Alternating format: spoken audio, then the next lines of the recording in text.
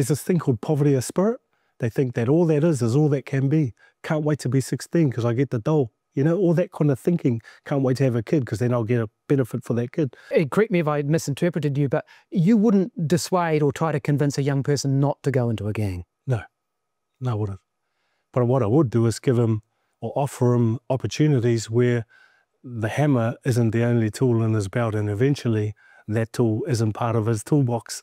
You know, so I look at, because everyone's got, you know, everyone's got the capacity to do good. Everyone's got the capacity. But some people think there's this thing called poverty of spirit. They think that all that is all that can be. Can't wait to be 16 because I get the dole. You know, all that kind of thinking. Can't wait to have a kid because then I'll get a benefit for that kid.